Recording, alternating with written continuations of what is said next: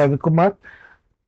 Deep seek in Bible Telugu అంటే బైబిల్లో ఉన్నటువంటి లోతైన అర్థాలు ఏమిటి. సో ఎంత లోతుకు మన సముద్రంలో ఎంత లోపలికి వెళ్తే గనక ఎన్ని అయితే చిత్ర విచిత్రాలు, అంటే ఇక్కడ మాయలు మంత్రాలు కాదు, మనకు తెలియని విషయాలు. సో మనకు తెలియని సముద్రం లోపల ఎన్ని విషయాలు అయితే ఉన్నాయో, అలాగే మన బైబిల్ అనేది ఒక సముద్రం లాంటిది. సో ఈ సముద్రంలో మనము చూడనివి చాలా విషయాలు ఉన్నాయి. సో అవన్నీ దేవుడు నాకు నా ద్వారా చెప్పిస్తున్నాడు అనుకుంటున్నాను. నాకు వచ్చిన ఆలోచన విధానం ప్రకారంగా నేనైతే గనక చెప్తున్నాను. ఎందుకు నాకు ఇలా చెప్పాలి అనిపించింది అంటే కనుక, ఫస్ట్ వచ్చేసి ఈ రోజున యూట్యూబ్స్ లో అందరూ కూడా బైబిల్ని విమర్శిస్తున్నారు, క్వశ్చన్స్ వేస్తున్నారు. ఇవి మనకి ఎవరైతే ఆన్సర్ చేస్తున్నారో వాళ్ళు చెప్పే ఆన్సర్ అనేది నాకు సాటిస్ఫాక్షన్ గా అనిపించలేదు. సో అందుకోసం అని చెప్పేసి నేను బైబిల్ ఫస్ట్ ఆది కాండం నుంచి ఒక కంటిన్యూషన్ మార్గంలో వస్తున్నాను. ఎందుకంటే ప్రతి ఒక్క క్వశ్చన్ కు ఇక్కడ ఆన్సర్ ఉంది, చెప్పలేకపోతున్నాము. సో మనం ఎప్పుడైతే చెప్పలేకపోతున్నామో ఎదుటి వాళ్ళ దృష్టిలో మనము చులకనైపోతాము. ఈ విషయాన్ని గమనించలేకపోతున్నాం.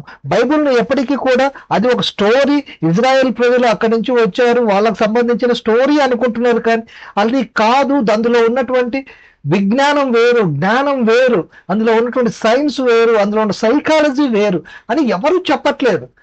ఏ కాడికి ఏంటి అంటే గొప్ప చేశాడు దేవుడు, సో దేవుడు తప్పు చేస్తే కనుక శిక్షిస్తాడు, ఇవి తప్ప అందులో సైకాలజీ అసలు ఏమి చెప్పదలుచుకున్నాడు అనేది నాకైతే మాత్రం వాళ్ళు చెప్పే ఆన్సర్లో ఎటువంటి సాటిస్ఫాక్షన్ అనేది కలగలేదు.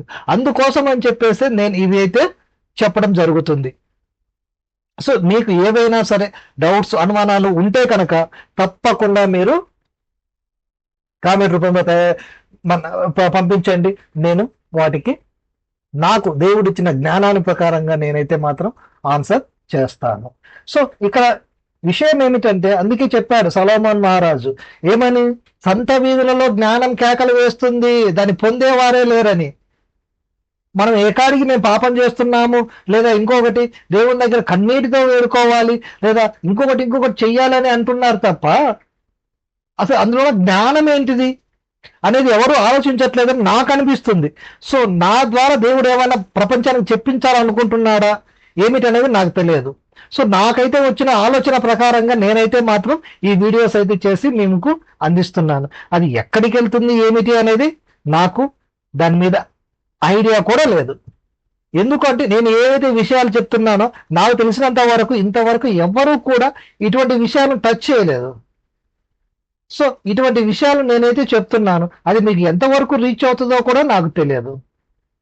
ఎందుకు అంటే బైబుల్ ఎప్పుడైతే 18th సెంచరీలో జాన్ గూటెన్బర్గ్ ముద్రణ యంత్రాంగాన్ని కనిపెట్టిన తర్వాత బైబుల్ను ఎప్పుడైతే అచ్చు వేశారో యూరప్ కంట్రీస్ లో, జర్మనీలో ఎప్పుడైతే అచ్చు వేశారో, సో ఈ అచ్చు వేసిన తర్వాత అక్కడ పరిజ్ఞానం అంటే సైన్స్ అనేది బాగా డెవలప్ చెందింది. ఒకరి నుంచి ఒకరికి ఇది ట్రాన్స్ఫర్ అయింది పేపర్ ద్వారా. సో ఎన్నో ఆవిష్కరణలు జరిగాయి బైబిల్ ద్వారా. సో అంతటి జ్ఞానాన్ని మనం ఎలా చూస్తున్నామో బైబిల్ను అనేది నా యొక్క బాధ. సో దాని నుంచి బయట రావడం కోసమే నేనైతే ఇవన్నీ చెప్తున్నాను. సో నిన్నటి సంబంధించినటువంటి దానిలో నుంచి కంటిన్యూషన్ ఎంతవరకు వచ్చాము, నిన్న ఓడ వరకు వచ్చాము. సో ఓడ ఏమి చెబుతుంది మనకు, ఓడ వచ్చేసి దాని యొక్క డైమెన్షన్స్. సో డైమెన్షన్స్ ఎక్కడున్నాయి, సో ఈ డైమెన్షన్స్ చూస్తే గనక మనకున్న డైమెన్షన్స్ ఎన్ని, ఇవి మనకున్న డైమెన్షన్స్ 300 అడుగుల 300 మూరల పొడవు, అడుగులన్నా మూరలన్నా ఒకటేను.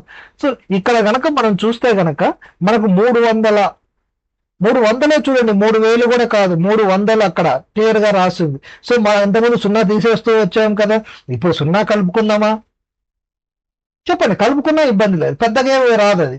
సో ఇంకా పెద్దగా పెరగదు అది. సో ఇక్కడ ఎందుకంటే భూ ప్రపంచంలో ఉన్నటువంటి పక్షులు, జంతువులు అన్నీ ఉండాలి. సో మీకు ఏదైనా డౌట్ ఉంటే కనుక పై వచ్చిన వాళ్ళు చదవండి ఒకసారి, అందులో మొత్తాన్ని కూడా వస్తాయంటారు. ఏది జతలుగానే గుర్తుపెట్టుకోవాలి. మొత్తం వచ్చేసి ఎందుకంటే ఇక్కడ వచ్చేసి చూడండి 7వ వచనంలో, ఆదికాండం 6వ అధ్యాయము 7వ వచనంలో, భూమి మీద నుండకుండా తుడిచివేయదు ఏలయనగా నేను వారిని సృష్టించిన సంతాపం పొందితిని.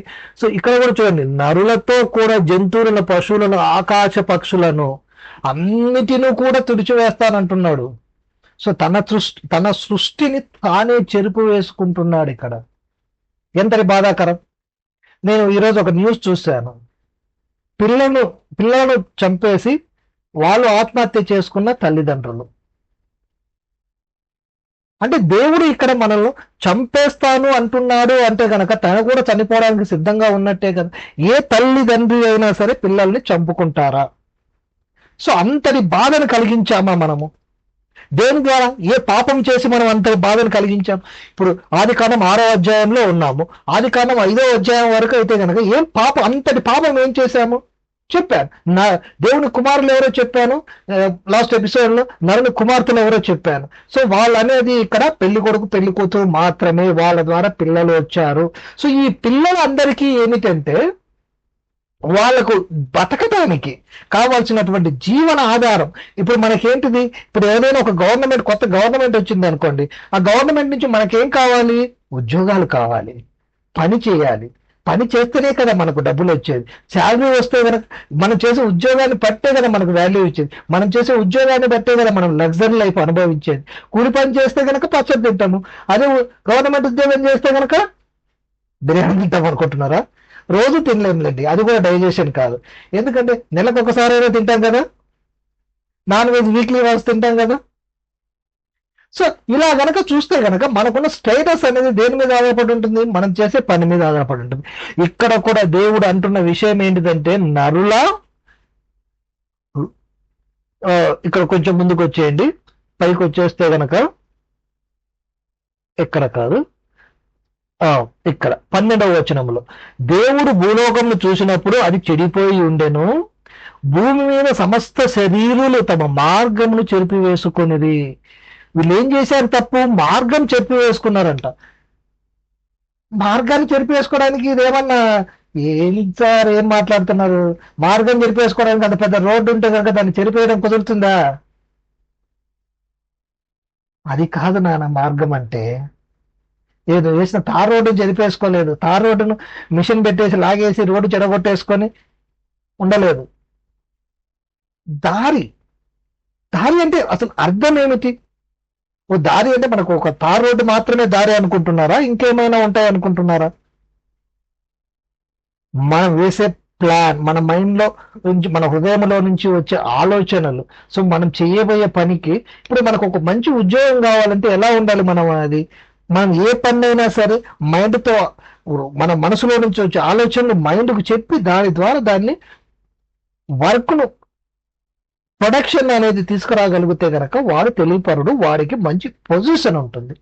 అలా కాదు, మనిషిగా ఉంటే మాత్రం, నేను మనిషిని కాబట్టి నాకు జీతం ఇంత ఇవ్వాల్సిందే అంటే కనుక ఉంటుందా? ఇది ఎక్కడ ఉంటుంది? కూలి పని చేసేటప్పుడు తలాలు లెక్కేస్తారు, 1 2 3 4 అని. పొజిషన్ మీద అట్లా లెక్కేస్తారా? పొజిషన్ లెక్క వేయాలంటే ఏం చేయాలి?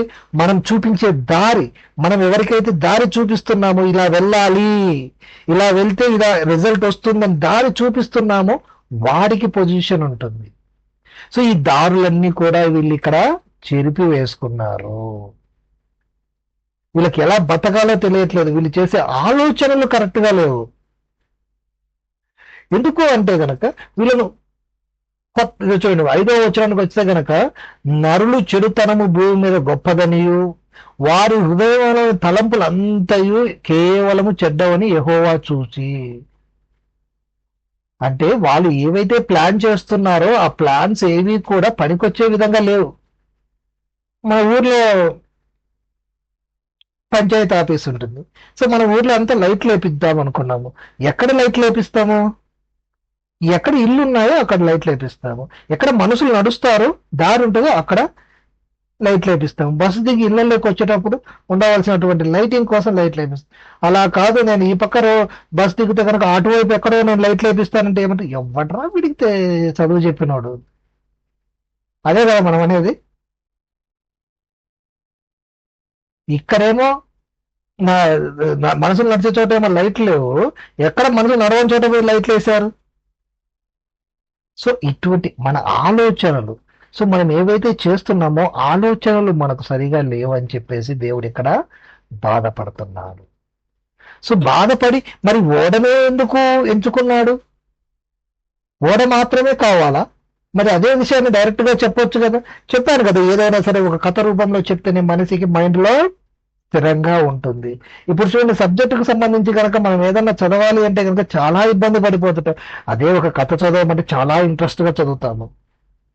అలాగే ఇక్కడ ఏంటి పరిస్థితి, కావాల్సినటువంటి స్టోరీలో మనకు ఏమేమి అవసరమో అన్నీ కూడా ఉన్నాయి ఇక్కడ.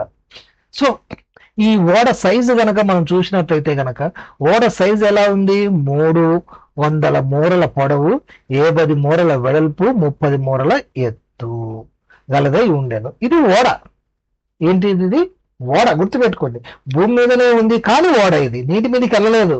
సో నీటి మీద పెట్టి దీన్ని అప్పుడు అక్కడ సముద్రం ఒడ్డున పెట్టి దీన్ని తయారు చేయలేదు నోవాహు. ఒక ఓడని తయారు చేశావు. అసలు ఓడని ఎందుకు తయారు చేయవలసి వచ్చింది? ఇంకోటి తయారు చేసుకోవచ్చు కదా. ఇప్పుడు పెద్ద వర్షం పడుతుంది, సో ఇప్పుడు మనకు తుఫాన్ వస్తుంది, ఓడ తయారు చేసుకుంటామా? తుఫాన్లు వస్తున్నాయి, మనకు మనం ఉన్న ఇళ్ళకి నీళ్ళు వస్తున్నాయి, అప్పుడు మనం ఓడలు తయారు చేసుకుంటామా? సో ఇక్కడ చూస్తే కనుక హైట్ కూడా ఎన్ని మూరల వాటర్ వస్తుంది? 15 ఫీట్స్. సో 15 ఫీట్స్ అంటే ఎంత? మనకుండే ఫస్ట్ ఫ్లోర్ కూడా పూర్తిగా మునగదు. ఇప్పుడు ఈ రోజు మనం కట్టుకునే ఇళ్లకు ఫస్ట్ ఫ్లోర్. సో ఇక్కడ ఏం చేశారు? 30 మూరలు కట్టారు కదా. సో 3 అంతస్తులు అందరూ ఉండిపోవచ్చు కదా.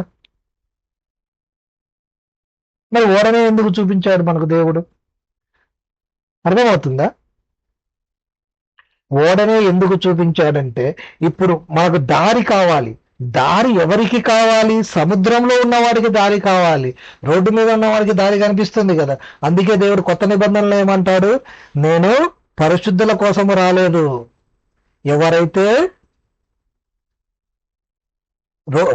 ఎవరైతే పాపంలో ఉన్నారో వాళ్ళకు వచ్చాడు. పాపము అంటే నువ్వు చేసే తలంపులు కాదు, నువ్వు బతకాల్సిన తీరులో నీ ఆలోచన విధానం అనేది కూడా కరెక్ట్గా లేకపోతే గనక నువ్వు పాపమే అవుతావు. సో నువ్వు గనక డెవలప్ కాగలేకపోతే గనక, నీ జ్ఞానం అనేది పెరగకపోతే గనక, నీ జ్ఞానాన్ని నువ్వు డెవలప్ చేసుకోకపోతే గనక నువ్వు ఎందుకు పనికిరాడిన వాడిని అయిపోతావు. అప్పుడు నువ్వు ఎంత పెద్ద భక్తుడు అయినా కూడా లాభం లేదు. అందుకే జ్ఞానం పెంచుకో. ఓకే, సో ఇక్కడ ఓడనే ఎందుకు తీసుకున్నాడు అనేది కదా ఇప్పుడు మన క్వశ్చన్. అదే కొత్త నిబంధనలో జీసస్ కూడా ఏం చెప్పారు? నేను రోగికి వైద్యుడు అవసరం కానీ ఆరోగ్యంగా ఉన్నవాడికి అవసరం లేదన్నాడు. అలాగే ఇక్కడ ఎక్కడైతే సముద్రంలో దిక్కుదొచ్చగా ఉంటుంది నావా, అందుకే నోవాహు నావా ఓడ దిక్కుదొచ్చగా ఉంటుంది, వాడికి దారి అవసరం. సో దారి వీడు మరిచిపోయాడు, ఎటెల్లాలో తెలియట్లేదు, సముద్రంలో ఉన్నాడు. ఇప్పుడు ఇతనికి ఒక దారి కావాలి. ఎందుకు? దారి అంటే ఎటు వచ్చాడో కూడా మర్చిపోయాడు. షిప్ లో వెళ్ళే వాళ్ళు ఎప్పుడైనా సరే డైరెక్షన్ గీసుకుంటారు. అందుకే షిప్ కెప్టెన్ కు చాలా వాల్యూ ఎక్కువ. ఎందుకో తెలుసా? వాళ్ళకి ఆ దారి అనేది తెలిసి ఉండాలి. సో మనం ఎట్లా వచ్చాము, మళ్ళీ ఎట్లా పోతాము అనేది తెలిసి ఉండాలి. ఈ రోజునైతే కనుక నావిగేషన్ ఉంది కదా అంటదేమో. నావిగేషన్ సముద్రంలో పనిచేయదు కదా. ఇది ఇక్కడ ఉన్నటువంటి ప్రాబ్లం. సో ఇప్పుడు ఏంటి మనకు కావాల్సినది? ఓడని ఎందుకు చేసుకున్నాడంటే, ఓడనే ఎందుకు ఎంచుకున్నాడు అంటే కనుక ఇక డైమెన్షన్స్ విషయం కాదు, లేదా ఇంకోటి కాదు, ఇక్కడ ఓడ అనేది మాత్రమే ఇంపార్టెంట్. సో ఎందుకు ఈ ఓడ అనేది కూడా ఇంత ఇంపార్టెంట్ అంటే గనక, సముద్రంలో ఉన్న వాడికే దారి కావాలి, ఎటు పోవాలో తెలియని వాడికే. వీళ్ళు మనుషులు ఎక్కువైపోయారు, వీళ్ళకి ఏం చేయాలో అర్థం కావట్లేదు, వీళ్ళు ఏ ప్లాన్లు చేస్తున్నా కూడా వీళ్ళకు కలిసి రావట్లేదు, ఆర్థికంగా వెనకబడిపోయి ఉన్నారు. సో ఆర్థికంగా ముందుకు వెళ్ళాలంటే వీళ్ళకు మంచి ప్లానింగ్ కావాలి. ఇప్పుడు మనం పంచవర్ష ప్రణాళిక అని, లేదా ఇప్పుడు ఇయర్లీ మనకు ఇది ఏమిటి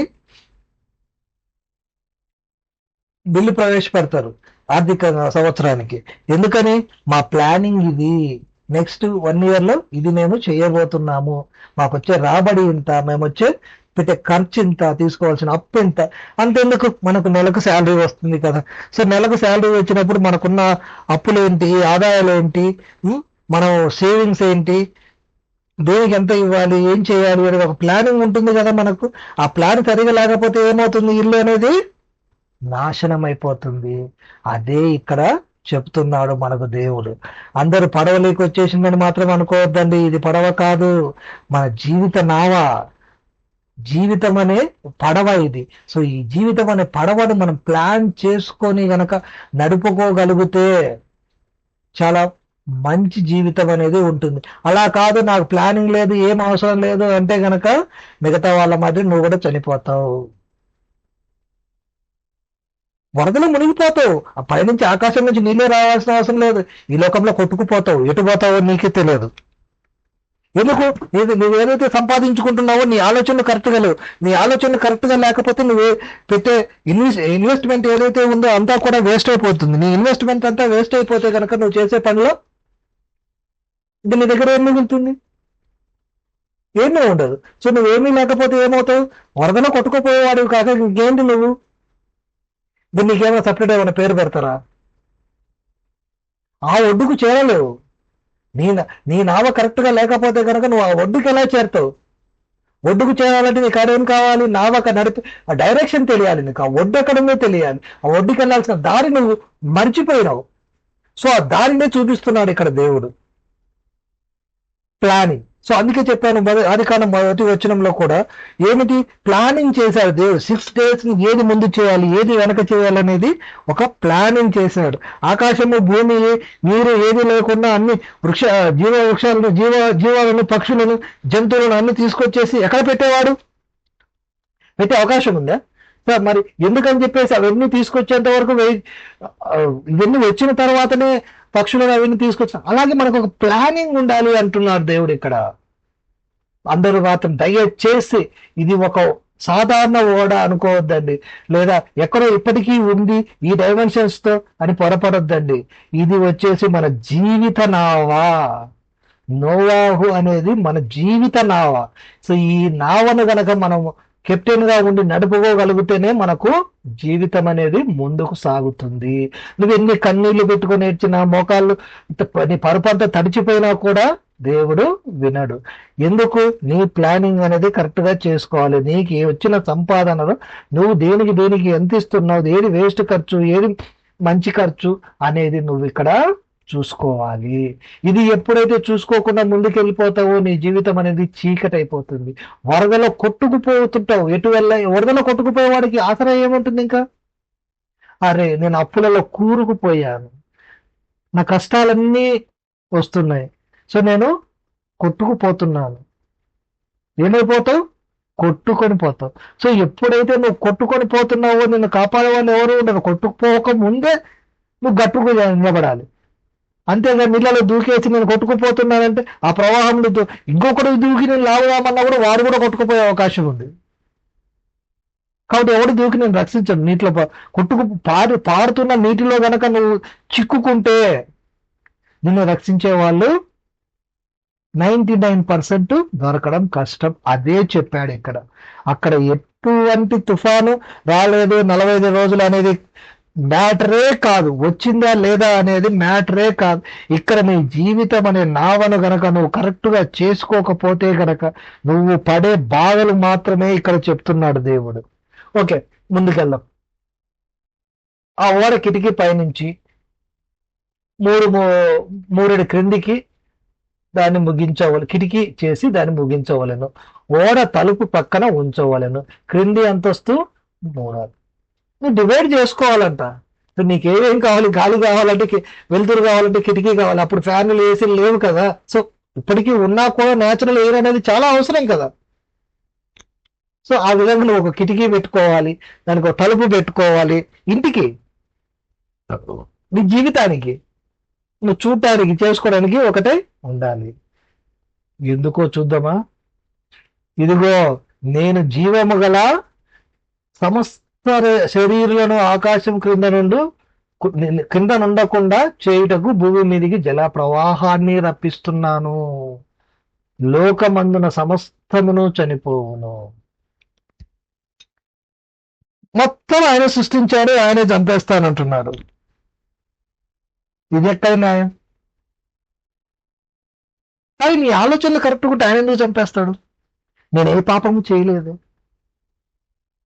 రోజు పడుకొని నిద్రపోతున్నాను, బయటికే పోవట్లేదు, ఇంకా నేనేం పాపం చేశాను? ఇది పాపం కాదా?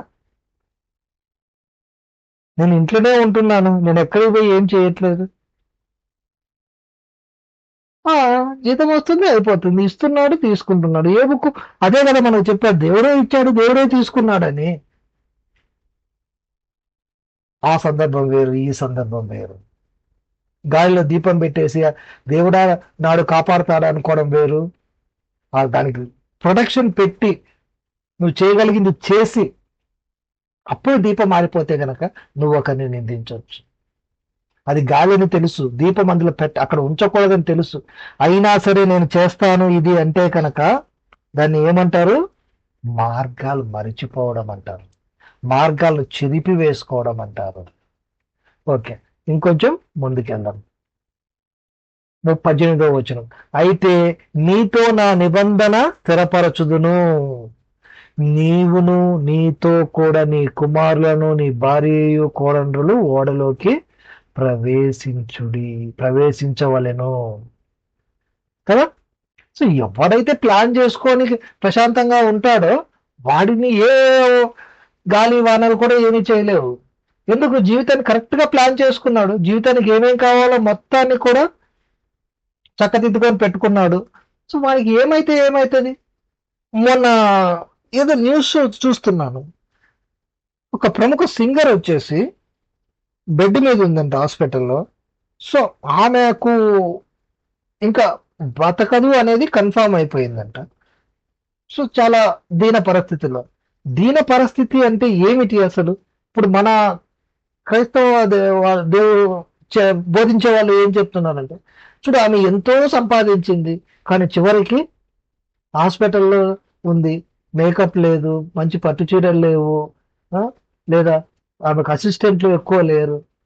అరే నువ్వు ఆమెకు హాస్పిటల్ బిల్లు కట్టడానికి ఉంది కాబట్టి ఈరోజు హాస్పిటల్లో ఉండి ట్రీట్మెంట్ తీసుకుంటుంది. అంత పని చేసింది, సంపాదించింది కాబట్టే ఈరోజు ఆమె హాస్పిటల్లో ఉంది, ఐఫైవ్గా కావాల్సినటువంటి ట్రీట్మెంట్ ప్రతిదీ తీసుకుంటుంది. నువ్వేం చేస్తున్నావు? బతికినంత కాలం ఏమో పని బాట లేకుండా తిరిగేసి, లేదా వచ్చిన సంపాదనని ఇష్టానుసారంగా ఖర్చు పెట్టేసుకొని చివరి జీవితం వచ్చేసరికి దేవుడా నువ్వే నన్ను కాపాడు. నువ్వు వరదలో కొట్టుకొని పోతుంటే ఇంకేం కాపాడతాడు ఆయన? ఆయన ఎవరు పైనుంచి నీకు డబ్బులు వేస్తాడా? నాకు ఎవడు సాయం చేసేవాడు లేడు, నువ్వే నాకు దిక్కు. ఎప్పుడు? అంతా అయిపోయిన తర్వాత. నీకు ఎన్నోసార్లు అందుకే అంటాడు దేవుడు, ఎంతో మంది ప్రవక్తలను పంపించాను, వినకపోతే నేను చేయగలిగినది ఏమీ లేదు. ఎవ్వరి మాటన్నా విని ఉంటే కనుక ఈరోజు ఈ పరిస్థితి వచ్చేది కాదు కదా. మీరు వినలేదు, ఎవ్వరి మాటలు కూడా మీరు వినలేదు, మీ సొంత ఆలోచనల ప్రకారము మీరు చేసుకున్నారు. సొంత ఆలోచన ప్రకారమే చేసుకోవాలి, కానీ అది మంచిదా చెడ్డదా ఆలోచన అనేది చూసుకోవాలి. ఇక్కడ నేను ఖర్చు పెడుతున్నాను ₹1 అంటే కనుక దీన్ని ఎందుకోసం నేను ఖర్చు పెడుతున్నాను అనేది నువ్వు తెలుసుకొని ఉండాలి. నేను ఇది పడేస్తున్నానంటే దీన్ని కొంటున్నానంటే దీన్ని ఎంతవరకు వాడతాను, అది మళ్ళీ పడేసేటప్పుడు దానికి నేను చెల్లించినటువంటి ధర ఏదైతే ఉందో ఆ ధరను నాకు సరిపడా నేను ఉపయోగించుకున్నానా? షాప్కి వెళ్తాం, ఏవేవో కొంటాం, తీసుకొచ్చి ఇంట్లో పడేస్తాం, అవి వాడం. ఎవరికి నష్టం?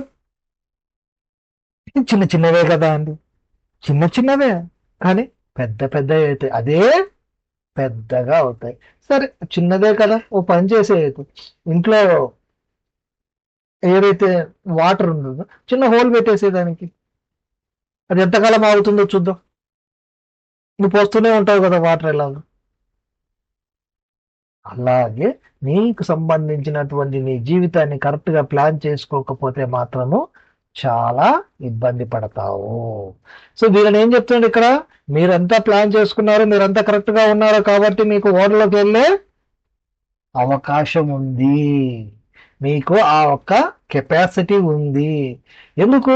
నువ్వు జీవితంలో నీ జీవితానికి సంబంధించి నువ్వంతా కూడా పర్ఫెక్ట్ గా ప్లాన్ చేసుకుంటున్నావు, దేవునితో నడుస్తున్నావు అంటే దాని అర్థం ఏమిటి?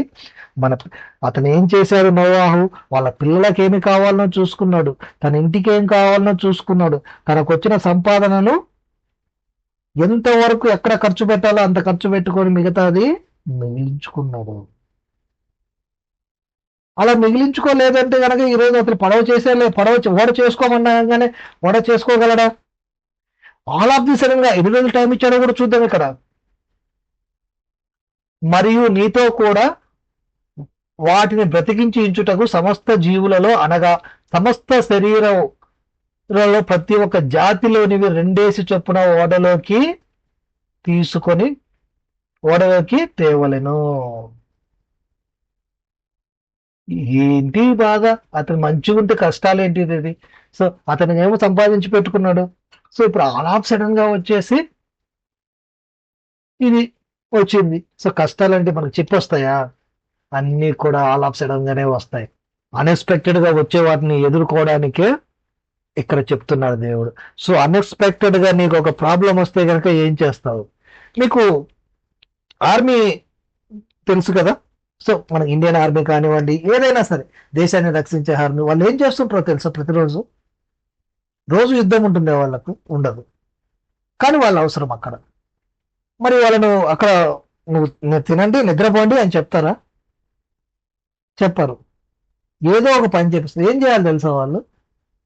ఈ ఎక్కడైనా సరే ఒక కాల్వనో లేదా ఇంకోటి ఏదైనా సరే ఒక వాటర్ అది ఉండదు అనుకోండి, అక్కడికి వెళ్ళేసి ఈ టైం నుంచి ఈ టైం లోపు మీరు ఇక్కడ ఇన్ని కిలోమీటర్లు ఎంత టైంలో మీరు అక్కడికి రీచ్ అవుతారు. సో ఇక్కడ స్టార్ట్ అవుతున్నారు, సో మీకు పట్టే టైం ఎంత? అక్కడ ఒక బ్రిడ్జి కట్టాలి, ఎంతసేపట్లో కడతారు? మళ్ళీ దాన్ని రిమూవ్ చేయాలి, ఎంతసేపట్లో రిమూవ్ చేస్తారు? ఇది చాలా ప్రాక్టీస్ చేస్తుంటారు తెలుసా వాళ్ళు. ఎందుకో తెలుసా? మనకి ఏదైనా వరదలు వస్తే ఇప్పుడు వాళ్ళ పని ఏంటిది? మనల్ని కాపాడమే కదా వాళ్ళ పని. సో మన మీదకి ఎవరైనా యుద్ధానికి వస్తేనో లేదా మనకు వరదలు వస్తే ఇంకోటి జరిగితే కనుక అక్కడి నుంచి రెస్క్యూ ఆపరేషన్స్ చేయడానికి. సో రెస్క్యూ ఆపరేషన్స్ చేయాలంటే ఏం కావాలి? ముందు దాని మీద మనకు అవగాహన ఉండాలి, ఒక ప్లానింగ్ ఉండాలి. సో ఆ ప్లానింగ్ ప్రకారంగా వాళ్ళు ఏం చేస్తున్నారు? ముందే ట్రైన్ అప్ అవుతున్నారు, అందుకని పడుకొని నిద్రపోవట్లేదు. సో అలా సడన్ గా రండి ఇక వరదలంటే మనకు చెప్పి రావు కదా, యుద్ధం అనేది మనకు చెప్పి రాదు కదా, ఎప్పుడైనా రావచ్చు. సో అలాగే ఇప్పుడేంటి, నోవాహుకు ఎంత టైం ఇచ్చాడో కూడా చూద్దాం. సో చూడండి, ఇంకొంచెం కిందికి వస్తే కనుక ఇక్కడ ఎందుకు ఓడను తిరిగి తయారు చేయవలను, సమస్త పరచవలను ఓడలో ప్రవేశించుదురు. ఇక్కడ ఉండాలి ఇది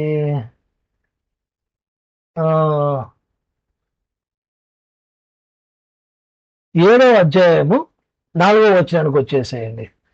చూడండి ఇక్కడ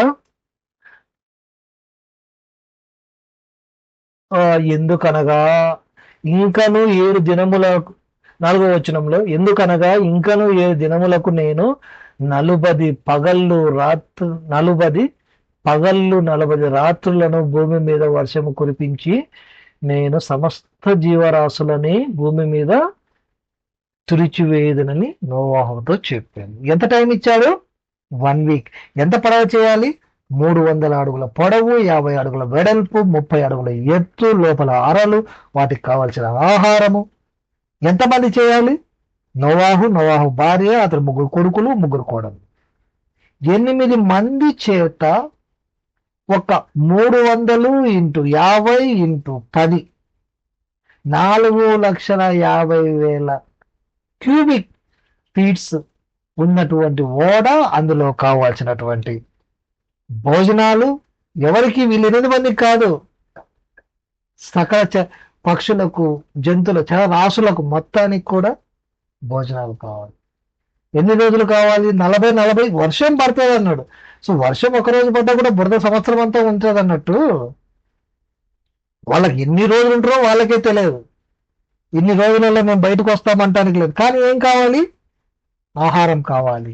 వాళ్ళు ఉండటానికి ఇది అక్కడ వర్షానికి తట్టుకునేంత కెపాసిటీ ఉన్నవాడ 8 మంది ఇది చేయగలరా?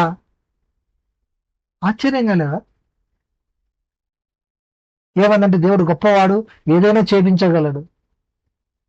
ఆయన చేపించగలడు సరే, కానీ నీవు చేయగలిగినది, ఆయన చెప్తున్నది ఏమిటి? నిన్ను పడవ తయారు చేసుకోమంటున్నాడా? నీ కుటుంబానికి కావాల్సినటువంటి సమకూర్చుకోమంటున్నాడు. ఆల్ ఆఫ్ సడన్ గా ఎప్పుడు ఏదైనా జరగవచ్చు. సో అప్పుడు జరిగేటప్పుడు నువ్వు బాధపడకుండా ముందే నీకు కావాల్సినటువంటి సమకూర్చుకోవాలి. అందుకే కొత్త నిబంధనలో ఏమంటారు? చీమల ఆహారాన్ని నిల్వ చేసుకుంటున్నాయి వర్షాకాలానికి. అప్పుడు ఆహారం దొరకదని వాటికి తెలుసు. నీకు తెలుసా? సో నీకు గనక తెలిసి ఉంటే గనక నువ్వేం చేస్తావు? నీకు కావాల్సినటువంటి ఆహారాన్ని నువ్వు భద్రపరుచుకుంటావు. సో నువ్వు ఎప్పుడైతే భద్రపరుచుకోవో నీ పరిస్థితి ఏమవుతుంది? వరదలో కొట్టుకుపోతావు. జాగ్రత్త. నీ యొక్క జీవితం అనేది నీ చేతిలోనే ఉంది. నీ ఆలోచనలు కరెక్ట్ గా ఉంటే కనుక నువ్వు నోవాహు మాదిరి ఉంటావు. సో గమ్యం లేని నావ మాదిరి ఉండవు. నువ్వు ఎలా వెళ్ళాలనుకుంటున్నావు, నీ జీవితాన్ని ఎలా ముందుకు సాగించాలనుకుంటున్నావు అనేది ఇక్కడ అవసరం. ఆల్ ఆఫ్ సడన్ ఏదైనా సరే ఇంత సడన్ గా చెప్తే ఎలా? మాకు ముందు చెప్తే మేము ప్రిపేర్ చేసుకోవాలి కదా అన్న టైం ఇచ్చాడు ఇక్కడ దేవుడు. లేదు. 7 days అంటే 7 days, 7 రోజులు అంటే 7 రోజులే. 7 రోజులలో నువ్వు కావాల్సినటువంటి నీకే కాదు, నేను పంపించే జంతువులకు, పక్షులకు అన్నిటికి కూడా నువ్వు ఆహారం పెట్టాలి. నీ ఒక్కడి కోసం కాదు. నీ ఒక్కడి కోసం అయితే కనుక ఎంత ఆహారం కావాలి అనుకోవచ్చు, అన్నిటికీ పెట్టాలి. చూడండి ఇక్కడ. సో ఇలా చేసుకుంటూ వస్తున్నాడు. సో ఇది అనేది నావ అనేది దేనికి, ఓడ అనేది దేనికి సంబంధించింది? మన జీవిత నావ. సరే, ఇక్కడ కనుక ఇంకా మనం ఎంతవరకు కంటిన్యూషన్ గా చదువుకుంటూ వచ్చాము చూద్దాం. సో ఇక్కడ నుంచి గది, వాటిలో ఆడది మగది ఉండవలెను. నెక్స్ట్ 20వ వచనానికి వస్తే కనుక, 5వ అధ్యాయము 20వ వచనానికి వస్తే కనుక, నువ్వు వాటిని క్రిందికి బ్రతికించి ఎంచుకున్నటకై జాతుల వారి ప్రకారము పక్షులలోను, వాటి జాతుల ప్రకారము జంతువులలోను, వాటి జాతుల ప్రకారము నేలన ప్రాకు వాటన్నింటిలోనూ ప్రతి జాతిలోను 2 చొప్పున నీ యొద్దకవి వచ్చును. ప్రతి జాతిలో వస్తాయంట 2 చొప్పున. చూడండి. సో మరి పడవ సరిపోతుందా? నువ్వు తయారు చేసిన ఓడ ఎంత, నువ్వు తెచ్చే పక్షులు ఏంటి, ఏం చెప్తున్నారు ఇక్కడ? నువ్వు నాకు ఇచ్చే జీతం ఎంత, నేను చేసే పని ఎంత? ఇదే కదా ఆలోచన. నువ్వు నాకు ఇచ్చే జీతం ఏమో తక్కువ, చేపించే పని ఏమో ఎక్కువ. మీరేమో 300 అడుగుల పొడవు, 50 అడుగుల వెడల్పు అంటిది. ప్రతి జాతి చొప్పున 2 తీసుకొస్తే కనుక 4 ఏనుగులు తీసుకొస్తే పాయ. వాడికి ఆహారం పెట్టలేక నేను చచ్చిపోతా. ఇంకా నేను ఏంటి చేసేది? ఇదే కదా మన ఆలోచన. చూడండి, అందుకే అది మన జీవిత నావ, మన కుటుంబ జీవిత నావ. సో నేను అంటే ఎవరు? నా కుటుంబం. సో నువ్వు కుటుంబాన్ని ఎలా నడుపుకోవాలి అనేదే ఇక్కడ చూపించబోతున్నాడు దేవుడు. తినుటకు నానా విధమైనటువంటి సమకూర్చుకో ఆహారం కూడా నోవా అట్లు చేసాను. నోవా కూడా ఏం చేశాడు? అట్లు ఏది కావాలంటే అది అరేంజ్ చేశాడు. దేవుడికి అతనికి ఆజ్ఞాపించిన ప్రకారం యావత్తు చేశాను. అతని దగ్గర ఎంత కెపాసిటీ ఉండాలి, ఎంత సేవింగ్స్ ఉండాలి. ఇలా చేయాలి అంటే గనక అతని దగ్గర ఎంత సేవింగ్స్ ఉండాలి. డబ్బులు ఏమన్నా ఇచ్చాడా? లేదా మనసులో ఏమన్నా ఇచ్చాడా? అతని ఆలోచన ప్రకారంగా అతను సంపాదించుకున్న దాంట్లో ఇప్పుడు సేఫ్ అవుతున్నాడు. ఏ ప్రమాదం జరిగినా కూడా అతనికి దగ్గరికి రాదు. దేవుడా నువ్వే దిక్కు, నేను ఇరుక్కొని ఉన్నానేడా. ఎవడు పొమ్మన్నా నిన్న అక్కడికి? నేను చెప్పానా పొమ్మని? నీకు ముందే నీకు ఆలోచనగా ఏదో ప్రాబ్లం వస్తుందో అని చెప్పేసి నీ జోబులో కొంతైనా డబ్బులు పెట్టుకోవాలని తెలియదా? దేవుడా నాకు ఏం చేయాలో దిక్కు తోచట్లేదు దేవుడా, నేను హాస్పిటల్లో ఉన్నాను, నాకు ఏ దిక్కు ఇన్ని రోజులు నువ్వు సంపాదించిన సంపాదన అంతా ఏమైంది? నీకు ప్రముఖ యాక్టర్ బ్రహ్మానందం. సో నీకు యాక్చువల్గా సినిమాల గురించి మాట్లాడితే నచ్చదేమో, కానీ ఇక్కడ నేను సినిమా గురించి కాదు, మనిషి యొక్క క్యారెక్టర్ గురించి చెప్తున్నాను. గుర్తుపెట్టుకోండి, నేను మనిషి యొక్క క్యారెక్టర్ మాత్రమే చెప్తున్నాను. బ్రహ్మానందం అనే ఒక గ్రేట్ ఆర్టిస్ట్, కమెడియన్. మీకు తెలిసే ఉంటుంది, ఎవరు కూడా ఇక్కడ తెలియని వాళ్ళు ఎవరు లేరు. ఏదో కప్పిపుచ్చుకొని ఏదో మాకు తెలియదు అన్నట్లు చేయొద్దు. ఎందుకు అంటే గనక నాకు తెలుసు అన్ని. సో అందరికీ అన్నీ తెలుసు. ఓకే, సో నేను దాని గురించి విమర్శించట్లేదు ఇక్కడ. అతను చెప్తాడు, ఎప్పుడైతే మనకు ఈ ఏమొచ్చింది, కరోనా వచ్చిందో, కరోనా వచ్చినప్పుడు ఈ సినిమా జూనియర్ ఆర్టిస్టులు ఉంటారు కదా, సో ఈ జూనియర్ ఆర్టిస్టులకు సినిమాలు మొత్తం కూడా బంద్ అయిపోయినాయి కదా, తిండి లేదని చెప్పేసి, చాలా వాళ్ళకు ఉండాల్సిన తిండి దొరకట్లేదని చెప్పేసి వాళ్ళకు ఉండాల్సినటువంటి ఏవైతే ఉన్నాయో కొంత అనేది దానం చేశారు, వాళ్ళకు ఇచ్చారు. సో దాంతో వాళ్ళని తినేసి ఉండమని. కానీ బ్రహ్మానందం 1 రూపీ కూడా ఇవ్వలేదు. తెలుసా మీకు? దానికి అతను ఏమి చెప్పాడో తెలుసా? ఇవ్వకపోవడం కాదు, దానికి చెప్పిన ఆన్సర్ చూడండి ఎలా ఉందో. నువ్వు ఇన్ని రోజులు కనుక పని చేశావు జూనియర్ ఆర్టిస్ట్, నీకు ఒక రోజుకు 1000 రూపాయల నుంచి 1500 వస్తుంది. మినిమంలో మినిమం. ఇదే హైయెస్ట్ కాదు, అది మినిమంలో మినిమం. ఈ డబ్బంతా ఏం చేసావు నువ్వు ఇన్ని రోజులు? నువ్వు దాచుకోవాలని తెలియదా? డబ్బులు ఇవ్వకపోగా నీతి సూక్తులు చెప్తున్నాడు అంటారా? కానీ కరెక్ట్, అతను చెప్పింది నిజం. చెయ్యి చాపనీకి రెడీగా ఉండమని చెప్తున్నాడు దేవుడు. మిమ్మల్ని తలగా ఉంచుతాను కానీ తొకగా ఉంచాను అన్నావు కాబట్టి మమ్మల్ని తలగా పెట్టు, నువ్వు నాకేం సంబంధం లేదు, నేను ఇటే కూర్చుంటా, కానీ నేను తలగా ఉండాలి, తొకగా ఉండను అని చెప్తావా? ఎలా చెప్పు? నువ్వు ఇది చెప్పడానికి నీ మనసు ఎలా వస్తుంది? ఈ రోజు నాకు కష్టాలు ఉన్నాయని చెప్పేసి నీకు ఏడవటానికి నీకు అర్హత ఉందా? నీ కాడ ఉన్నదంతా కూడా జలసాలు చేసేసి లేదా పనిచేసి నీ యొక్క షో పుటప్ చేసుకోవడం కోసం పెట్టేసి, ఈ రోజు నేను బైబిల్ పట్టుకున్నాను, వైట్ అండ్ వైట్ వేసాను కాబట్టి నన్ను కాపాడు దేవుడా అంటే ఇది కరెక్టా? ఇలాగే ఉంటుందా క్రైస్తవ జీవితం అంటే? క్రైస్తవ జీవితం అంటే కనుక నువ్వు ఖర్చు పెట్టే ప్రతి ఒక్క రూపాయ ఆలోచించి ఖర్చు పెట్టాలి. నువ్వు సంపాదించుకునే ప్రతిదీ నువ్వు ఖర్చు పెట్టేటప్పుడు నీకు సంబంధించి ఇది ఎంత వర్త్, దీనివల్ల నాకు ఎంత ఉపయోగం అనేది చూసుకొని ఖర్చు పెట్టుకోవాలి. అది దేవుడు చెప్పేది. ఇజ్రాయెల్ ఈ రోజున ప్రపంచం మొత్తం వాళ్ళ వైపు చూస్తుంది. ఎంత దేశం ఇంత ఉంటుంది, చిన్న దేశం ఇజ్రాయెల్, కానీ ప్రపంచం మొత్తం వాళ్ళంటే భయపడుతుంది. ఎందుకని? వాళ్ళ దగ్గర ఉన్న జ్ఞానం అటువంటిది. ఆ జ్ఞానాన్ని ప్రపంచానికి ఇచ్చారు వాళ్ళు. మనం ఏం చేస్తున్నాము? ఆ జ్ఞానం పొందుతున్నాము లేదు, నేను పాపినని ఏడుస్తున్నాను తప్ప ఆ జ్ఞానం అనేది పొందట్లేదు. ఓకే, 7వ వచనంలోకి వచ్చేసేద్దాము. 7వ అధ్యాయంలోకి వచ్చేద్దాము. యెహోవా, ఈ తరము వారిలో నీవే నా ఎదుట నీతిమంతుడివై ఉండుట చూచితిని గనుక నీవును నీ ఇంటి వారును ఓడలో ప్రవేశించుడి. Very good. నీతివంతం అంటే కనుక నేను సినిమాకి వెళ్ళట్లేదు, మందాగట్లేదు. సినిమాకి వెళ్తే డబ్బులు వేస్ట్, మందాగిన డబ్బులు వేస్ట్. ఇది గుర్తుపెట్టుకో. సినిమాకి వెళ్తే నీ టైం, నువ్వు పనిచేసే టైం వేస్ట్. మందాగితే నువ్వు ఉన్న ఆర్గాన్స్ పాడైపోతాయి. అందుకోసం అని చెప్పేసి తాగొద్దని చెప్పేది. ఆర్గాన్స్ పాడైపోతాయి. సో ఈ నోవాహు కూడా చేశాడు అదే తప్పు మళ్ళీ తర్వాత. సో అప్పుడు ఏం జరిగిందో కూడా మీకు చెప్తాను నేను. ఆ తర్వాత నోవాహు చేసిన తప్పు కూడా ఉంది, నేను చెప్పాను. అందుకే నోవాహు చరిత్ర స్టార్ట్ చేసేటప్పుడు 2 చెప్పాను. ఇతని దగ్గర నుంచి మనకు మంచి ఉంది, చెడు ఉంది.